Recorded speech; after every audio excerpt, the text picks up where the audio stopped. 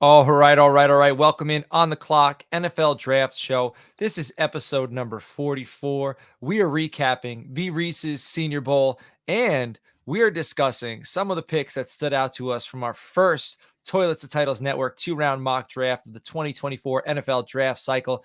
And with me, back from mobile, my guy, Mr. Relevant, Ephraim Geller. How we doing today, my guy? Awesome. It's good to be back. It was really a tremendous experience. Good to meet a lot of people out there, connect with George, connect with Nino, a bunch of these guys focused on the same thing. So that was very fun. And it's good to get back on the podcast and talk some football. Man, I feel like you got a few buttons loose on your shirt. Like now you got to pay and gig. Like you're selling. You're writing draft profile. So tell everybody now, right? So you go to the Senior Bowl, first time ever. You dove in. You networked. You met a lot of people.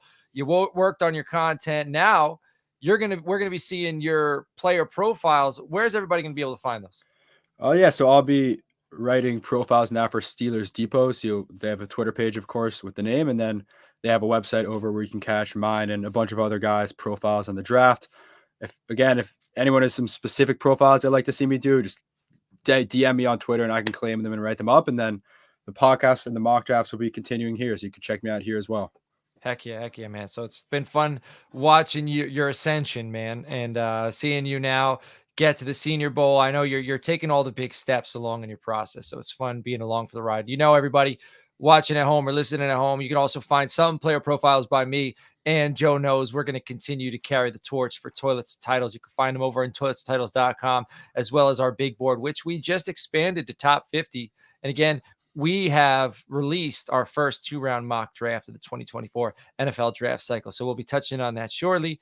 But if you want to see the full 2-round mock draft, you are going to have to go over to toiletstitles.com to check that out. And if you're an NFL draft analyst and you'd like to take part in these mock drafts, these are fun. We usually just kind of do them via Twitter. We talk, we do a few picks each. So we'd love to bring on some guest analysts, not only on the show, but to help us mock draft. So, Ephraim, you were down in Senior Bowl.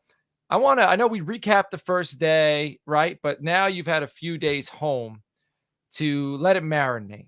So why don't you discuss with me the overall experience for you as a first time scout heading down to Mobile? Yeah, it was really truly incredible. Not only are you seeing the next generation of NFL players, right? All these, up and comers who are, I guess, like a few years older than I am, but we spent months now dissecting all these prospects, watching them, and you kind of can only get so much on tape. And this is the first time I've ever been able to see any of these prospects in person and be able to interview any of these prospects. So you really have this opportunity to ask them the questions that you can't get answered when you're watching film, right? So you ask about their intensity, you ask how dedicated they are to the game, you ask, them to break down the offense pre-snap or the defense pre-snap, and you can kind of see how their mind works, and then you can kind of go back to the film and compare that. So just in the ability to kind of add to your film, it was tremendous. And then on top of that, the ability to just see and talk to everyone else there who was just as big draft fans as you can. And my hotel was basically everyone was wearing the Senior Bowl mobile, the little key card to get in, and it was awesome just to discuss with everyone and really bounce ideas off of everyone else. And it was just like one big week of collaboration for the NFL draft. Heck yeah, man. So who are some of the players you had a chance? Because I know you sent me over some audio. We're going to try to work it into some shorts as we get closer to the NFL draft. Who are some players you got a chance to interview?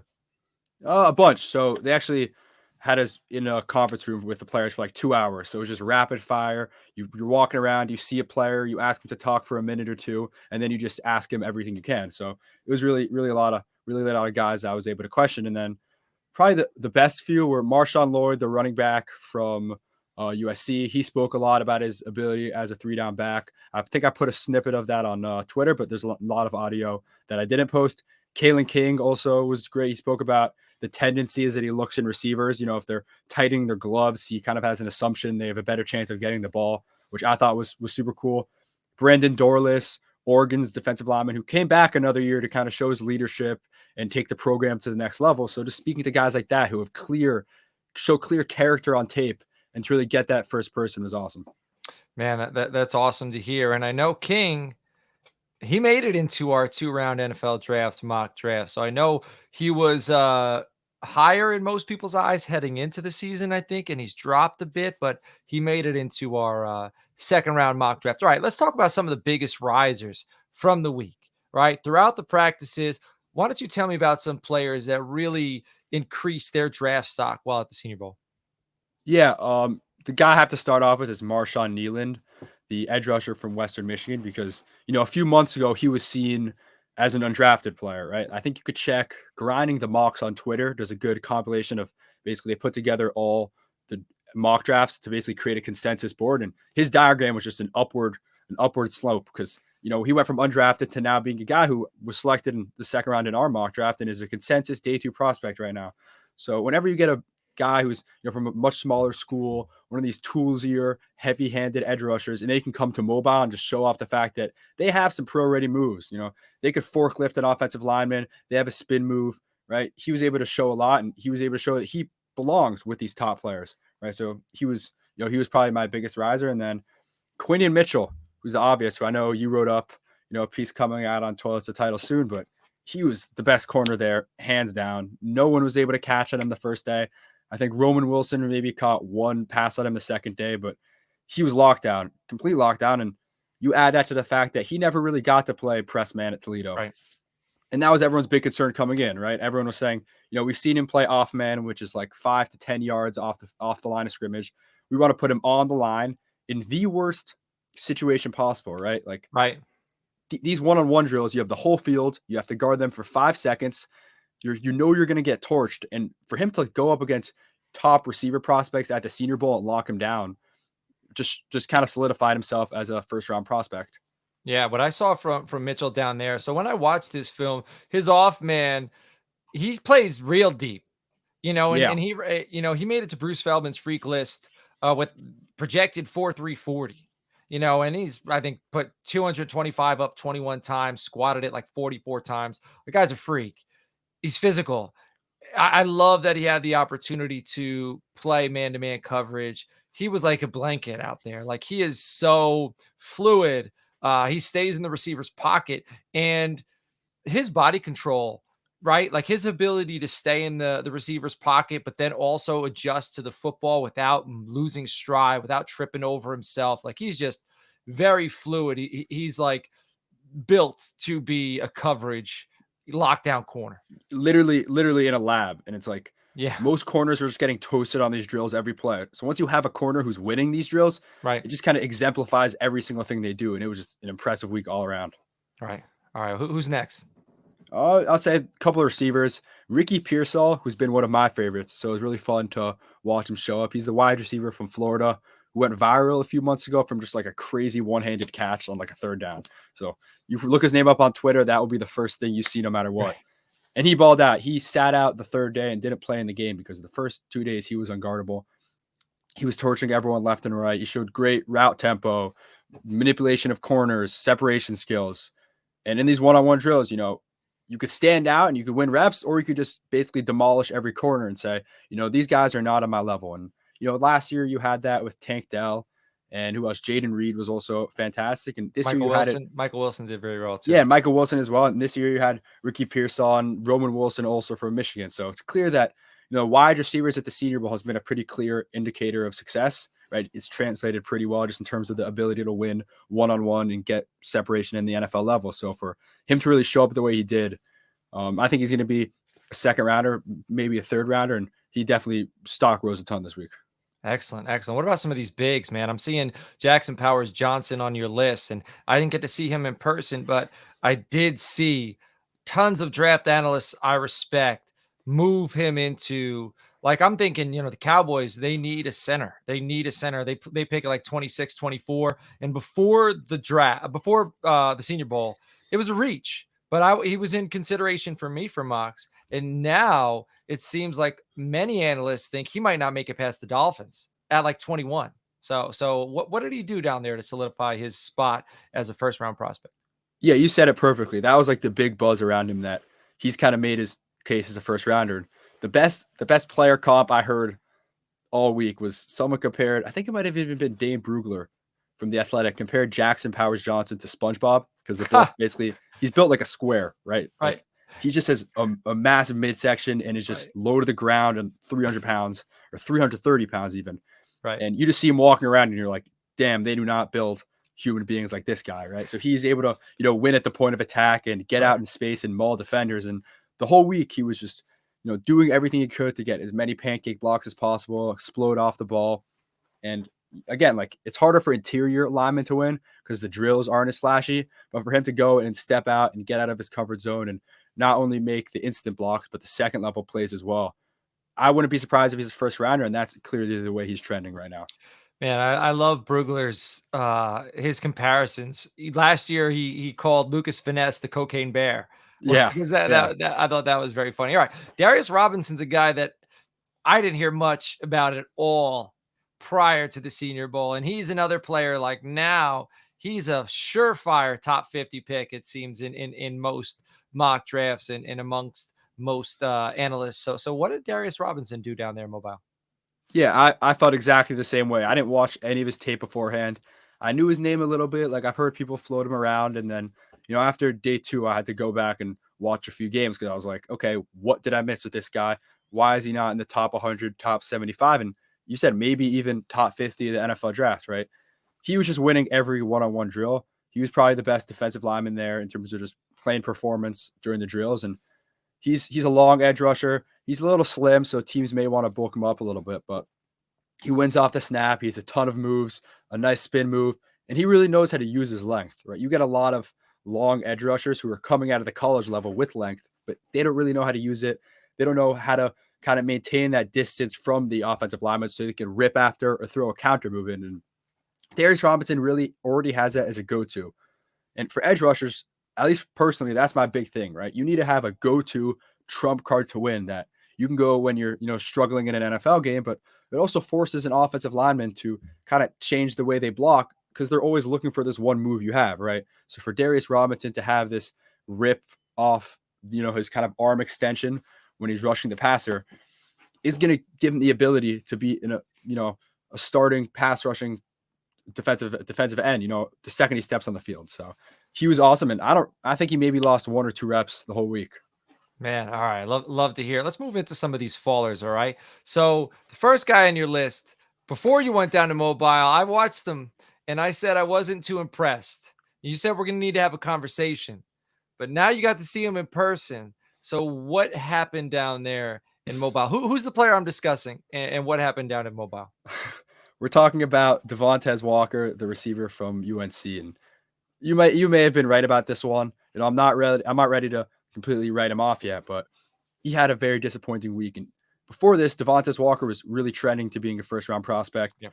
rising in mocks, rising in big boards. He's like 6'3", and he came in, looking like just longer than a lot of these other receivers. He's definitely skinny, and weight may be an issue, and that was clear the second you saw him. But he really just could not catch the football, right? And it's as simple as that. And there were plays where he was getting open, right? He beat Quinion Mitchell on day one, and everyone was surprised because Quinion Mitchell, up until that point, was locking everyone up from the get-go. So he could still win off the snap so much, but there was just drop after drop after drop, not securing the football. And when you have that, you just can't reliably draft that person in the first round, right? Right. And yeah, and especially when a bunch of these other receivers did so well. A bunch of these other receivers were just consistently winning reps. For him to look bad in a week that's basically designed for receivers to impress is not a Right. good look. Now, who did you have ahead? So, who did you have higher on your rankings prior to the Senior Bowl? Franklin from Oregon or Walker? I had Walker higher. Now, where would you rank those two now? Still the same, or I because would I think they're say, comparable. I think yeah, they're around the same range. no, for sure. They're like both vertical threats, long build, 6'2", 6'3", and could really just stretch the field and win on all three levels. But yeah, I think I'm gonna have to go back to Franklin. He might be ahead of Walker. I think there's a bunch of other names that jumped Walker. Like I think Right. Lad McConkey, in my mind, jumped Walker. I think Yeah. Brian Thomas is ahead of Walker. So I don't know how low I'm gonna have Walker. I might go back and watch him again, but he definitely took a fall this week. Now, we didn't discuss McConkey or even Tyler Guyton today because you gave them their flowers day one. They Yeah, both crushed it day one. So I feel yeah. like we don't even need to. McConkey crushed it, right? Crushed it. So let's continue. So while you're on the topic of wide receiver, which other wide receivers did you feel kind of didn't improve their draft stock or didn't help themselves? Well, yeah, like you kind of honestly said it perfectly. It's not just the receivers that didn't look great; it's the receivers that didn't improve their draft stock. Because this is an amazing receiver class down in Mobile. So when all these other receivers are jumping up, the ones who kind of go under the radar and stay still are really falling. If you look at it that way, Jacob Cowing from Arizona, he was just tiny, right, 5'8", and got injured. I think day 2 or day 3, which is always going to be a concern for someone with his stature. But he was getting comparisons to Tank Dell, who blew up Mobile last week, right? Last Last year, year. yeah. Yeah, right. Someone who And could just, would have blown it up even more if he had a guy like Michael Penix or Bo Nix to throw him the football. No shade. Like I'm not trying to throw shade at anybody who was there last year. But if one of those quarterbacks were there last year, Dell was getting so open. yeah, Quarterbacks couldn't connect with him. exactly. And you look at Cowing and you're like, okay, he's 5'8", he's super explosive and can separate on tape. He should be able to not do the same exact thing, but somewhat replicate that. And he was completely unable to do that. He wasn't awful, but he was much more inconsistent than you would like him to see, especially when he gets his flowers off of being a separation receiver. Right. Same with Damari Thrash, the Louisville receiver, who was also billed as kind of a Jaden Reed like prospect who dominated Mobile the Senior Bowl last year. He was fine, didn't win as much as we wanted to. And then again, like with Devontae Walker, you can at least turn to the point that says, okay, he's 6'3", he's going to run probably somewhere in the 4.3s at the combine. He's going to be a deep vertical threat, and NFL teams are going to like that. But if guys like Jacob Cowing and Jamari Thrash aren't consistently winning their one-on-ones and consistently separating and catching the football, there's not much really to hang your hat on that you could bank on drafting them in day 2. So I wouldn't be surprised if they fell to day 3. And then Brendan Rice, obviously Jerry's kid, he had his up and downs. He was held a lot, definitely drew a bunch of penalties where you could see his physicality at the catch point, but he was not separating that much. He got shut down on a few routes and also kind of looked sluggish and didn't seem like he had the receiver instincts or just I wouldn't say the knowledge, but the ability to maneuver on the fly and create routes out of nothing. Got it. All right. Let's get to the defensive side of the ball. So who are some players that you feel like fell in the draft this week in Mobile on the defensive side of the ball?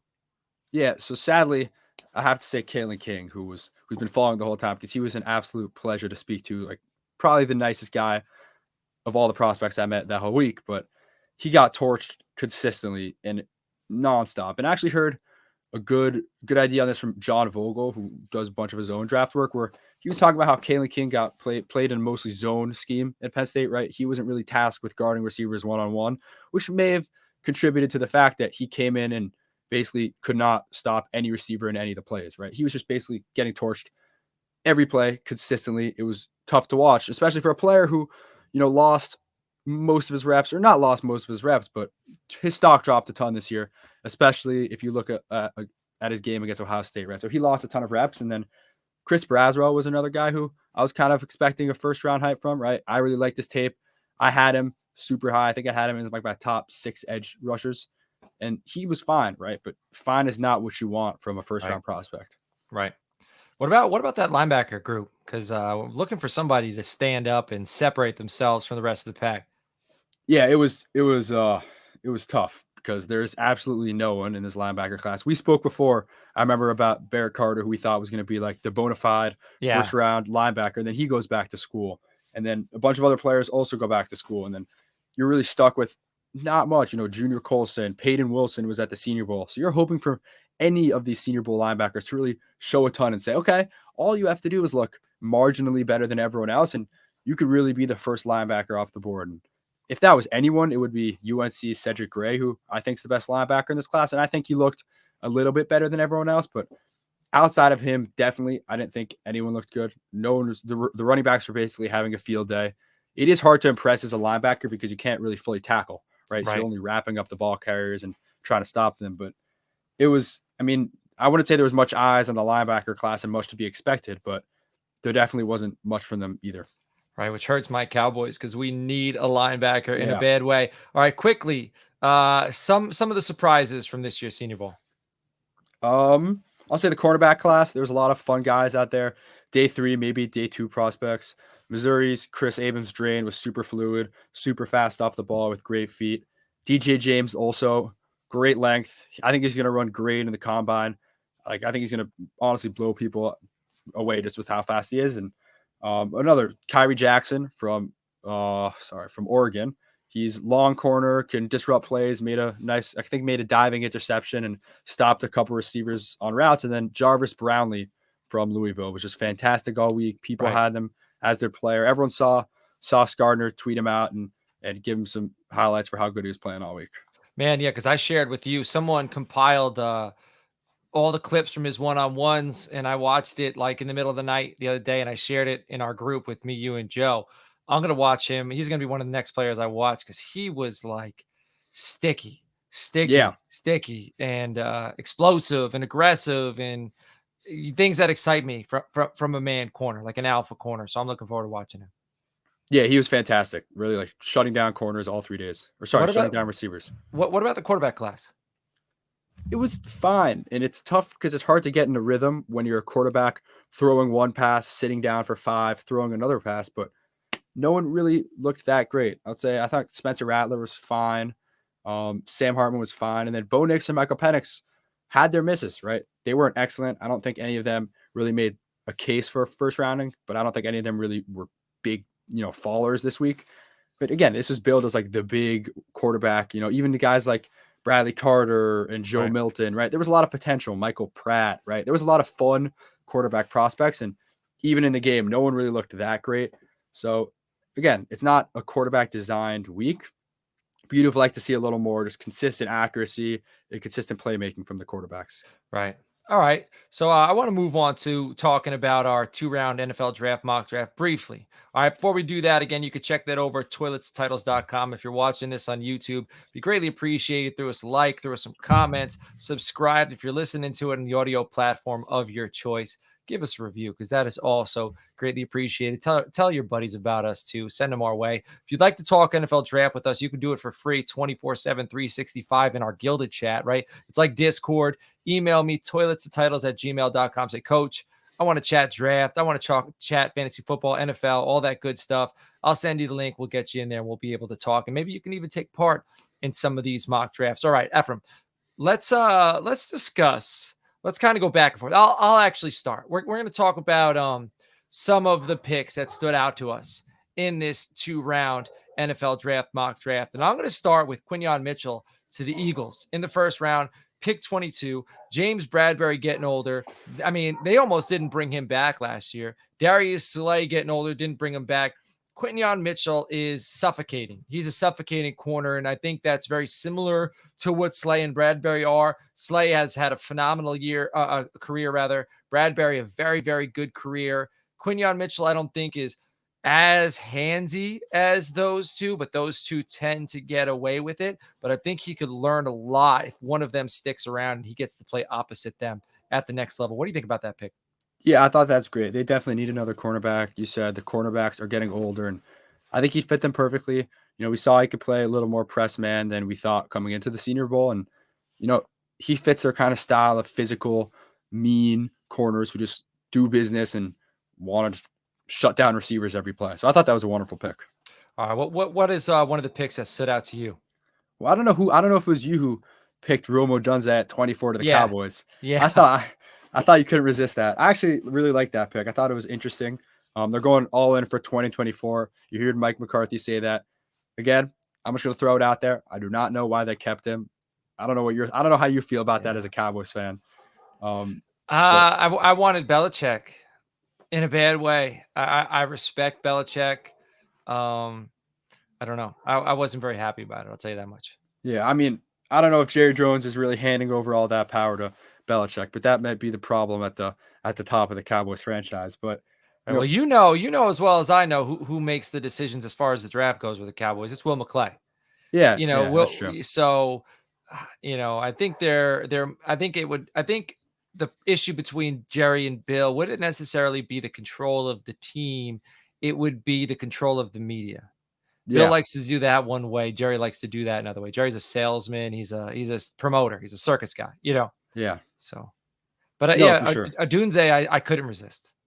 No, it is awesome, and especially, I don't know how they're gonna really build their run game this year and kinda build it up for contention, but to have Rome Odunze against CeeDee Lamb with Dak Prescott, right? That's just a high flying offense that has the sustainability throughout the playoffs, right? Playoffs comes down to those 3rd and 5s, 3rd and 7s, where, you got your prime receiver, CeeDee Lamb or Rome Odunze, and you say, "Okay," kind of the thing the Bengals do where they say, okay, playoffs comes down and we just have more talent on the offensive end and the skill position end than you do. You cannot guard our guys one on one. And because of that, you're going to have to change up your defense. And when you have Rome and CD on the same team, you're going to be able to do that. Yeah, I like it. And then the next pick that stood out to me was Keon Coleman to the Detroit Lions, first round pick 29. At some points during the season, he was going as high as the top 15. I think in the back end of the first is pretty right where he belongs. I think he's a great athlete. I think he's a big, and I think some people are a little nervous about big receivers, but I think he's a big receiver who's athletic enough to separate and athletic enough to avoid contact after the catch. There's yak ability from Keon Coleman. He excels in one-on-one situations. He knows how to get the football. He knows how to avoid a defender. You add him to Detroit, where Amon-Ra St. Brown is going to demand double coverage, where Sam Laporta is going to demand attention from a coverage. Like a linebacker ain't covering Sam Laporta. Safety is going to have to pay attention to Sam Laporta. And then you imagine the red zone threats of Gibbs out of the backfield, Keon Coleman jump ball, Sam Laporta across in the middle, and then St. Brown just a little dump off and let him run it in. I think that offense, because that line's already awesome. You're just giving them more weapons. I love it. Yeah, no, I think that, and you add in Jamison Williams and Josh Right. Reynolds who played well, and they just have ridiculously talented, receiver group. And I think teams are kind of heading to this direction where teams like to build on their strengths and turn them into a kind of like elite super strengths, you Yeah. could even call it, right? Where, Yeah. you don't say, okay, we have good receivers, we have tight ends, but how can we build on that to really make it a position group that you can't ignore no matter what? You can't shut it down. You just have to accept the fact that we have the talent on the offensive side of the ball to basically shut you down. And with Ben Johnson coming back, and if they got Keon Coleman, maybe snag a cornerback somewhere day 2, day 3, they really have a complete roster and they'd be ready to compete immediately. Just honestly, anywhere, as playoff contenders, somewhere to the Super Bowl. Yeah. My thoughts too. If I'm Dan Campbell and I bring in a guy like Keon Coleman, my offense is set. St. Brown's around for a while. He's probably the next guy that's got to get paid. Then Yeah. Sewell, so I feel very comfortable with my offense. And then I could completely hand over my resources to the defensive side of the football. I wouldn't have to worry about the offense. Jared Goff's 30, like I think he's young. You could keep him around. So that it would be scary. So what is one of the next picks that stood out to you? I liked TJ Tampa to the Steelers at 51. I'm not sure if that was you or Joe who picked that one. I grabbed him. I put him there. Yeah. I think that's great. I think he plays a similar style to Joey Porter Jr. He's from Iowa State. Sorry, he's from Iowa State, and he's a long corner, super physical at the line of scrimmage, and kind of builds back that Steelers secondary, which is Right. I wouldn't say it's been lacking because Joey Porter Jr. was fantastic this year and was a great selection. But just to kind of pair two young cornerbacks together, just really builds for the future. And then I know we kind of touched on him, but Lad McConkey to the Panthers, I don't see how they pass on him. I don't Right. see how they pass on a receiver. They just got to look for guys who could consistently separate and get open. They need easy targets for Bryce Young. They need to basically only draft offense, and their number one plan needs to be Bryce Young succeeding. Nothing else on their team, nothing on the defensive side. Right. Their offense could be iffy. As long as Bryce Young succeeds and looks good this year, they are set. That's how it works. So you just got to Yeah. draft offense and hope for the best. Yeah. I like McConkey, man. He's a guy he's quarterback friendly. Yeah. Right? Like, I don't like lazy analysis. I'm not gonna compare him to Adam Thielen, but if I'm gonna compare him to any receiver like that, I would say it's probably closest to Adam Thielen because Adam Thielen can do it all. Right? He's not like a Wes Welker. He's not a Julian Edelman. Like, he's a legitimate wide receiver, and so is, Adam Thielen.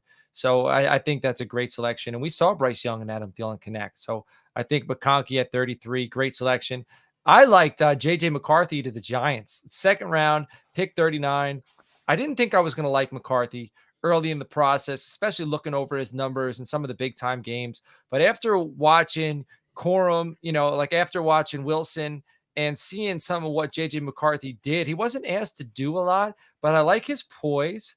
I like his zip. I like his mechanics. I think he is a great quarterback to develop. I think I would love to see him go to the Jets, but the Jets don't have a second round pick. I'd like to, because I think putting him behind Aaron Rodgers would be fun, because Aaron Rodgers is a gunslinger. And if a little of that rubbed off on McCarthy, I think it would be great for him. But now, if you put him in the Giants behind Daniel Jones, I think he might have a higher ceiling than a guy like Daniel Jones, but he can do a lot of the similar things that Dayball might want from Jones in that offense. So I think it'd be a good opportunity for him to, and the Giants, to have a successor possibly without spending too high a draft capital on a quarterback. I mean, look, like I honestly, I like this tape a little more than I thought it would. I agree with the zip. I agree with the poise. I'm definitely still going to be lower on him. I think I'm going to end up with like a mid to late second, or maybe a Right. late second grade, around where honestly I have. But wherever you Yeah, have the grades, if you have him late second, where the quarterbacks, like, if you want a yeah, quarterback, you're taking him above no, for where sure. he's graded Yeah, generally. like I try to factor in quarterback, the scaling into my grades, but teams are obviously going to reach on quarterbacks. That's how it is. It's just it's tough when you have Blake Corum and you see Roman Wilson and the offense, and they didn't ask him to do much, right? And honestly, he missed a little bit too much these third down heavy pressure throws. Where I think his tools are fine, I think his poise is fine, but I don't think he showed his traits were that crazy high. I don't think he has like this elite Right. ceiling where Right. I think he's going to have to really do everything right and really fix all of his issues. If one thing kind of goes wrong in terms of his mechanics, in terms of his accuracy, in terms of his decision making or his playmaking, I think there's not going to be enough to bank on to overcome any of that. And a lot of that is unknown. Like we don't really know how great he is as a playmaker. We don't really know how he is as a decision maker, how he handles a full game script game to game, right? So I think he's fine. I mean, I think can he be an upgrade to Daniel Jones? Sure. Do I think, he's to be that much of an upgrade to Daniel Jones? Maybe not. But again, I think he's one of the guys where we just don't really have much tape on him, right? Like I was a little bit Right. surprised he didn't go back to school, but I mean, I guess Jim Harbaugh's leaving, so it makes sense to enter the draft. Yeah, man, I just think Dayball will like him. I think, you know what I mean? I feel like he kind of fits what they're looking for. Right? Which is the last pick that stood out to you from this mock draft? Well, I'm actually I was gonna go Kingsley Suamataia, but honestly, the name that honestly pops into my mind when I think Giants right now is Jaden Daniels. So I just wanted that wasn't in our mock, but Right. if I'm the Giants, if I'm Brian Dable, if I'm Joe Shane, I'm trading up everything to go to 3, to go to 4, and select Jaden Daniels just because I think he fits that scheme perfectly. And I think he's just an upgraded version of Daniel Jones. But Kingsley Suamataia, 36 to the Commanders. I think it's also a fantastic pick. I think he fits them very well. He's a monster. He's like 6'5", 34-inch arms. You're not bull rushing him. And he's a little raw in space. He's a little raw just in terms he only's played like a year and a half, 2 years of football at the college level, right? So again, another guy who most scouts were expecting him to come back to college, but he could be a day one pass protector with just high ceiling. And they're going this whole, I assume right now they're going to get Drake May. I assume that's You mean the Caleb plan of the Williams? I mean, I don't. Oh, the Commanders. I mean, I would have guessed they're getting Drake May. I don't. They may end Well, up Caleb Williams. with what's it? Nah, I can't think of his name. Kingsbury. Yeah, with Cliff Kingsbury going there. That's what the buzz is. Well, but look, as much as I think they would probably want to take Caleb Williams, You don't think it's he'll be more the there? Bears' choice. Like I don't think the Bears are. I don't think the Bears are passing on Caleb Williams. Like You that's don't just think if I feel like the Bears hold the cards, yeah. and I think Washington will essentially move up to 1 for Williams. And I think that because the Bears will say, "Hey, we're going to sell this pick to, like, if you want this guy," and this is, I'm just completely making this up in Uh-huh. my head, but this is how I feel. If you want this guy, such and such team also wants this guy. You're going to have to move up a pick and get him. If that's how I'd handle it if I was the Bears. So here's the way. Like I kind of could see that way. I think there's a lot coming out, and like I'm kind of trying to block Right. everything out and just Smoke, right? wait. Smoke Yeah, it's, season. it's all it's smoke until April, right? Yeah. It's just the kind of things I like to piece in my mind is for us, we say you take Drake May or Caleb Williams. I'm fine with either. I think Caleb Williams is better, but it's like, okay, you draft which one. For the Right. GMs, they're sitting down with these players. They're talking to them. It's not a wash. They kind of either fall for one prospect or don't, right? For Right. them, it's I like maybe if I the like Bears are May. like, I yeah, and like if May the a lot. Bears Exactly, and if the Bears are like, we like May, they might as well trade down to 2.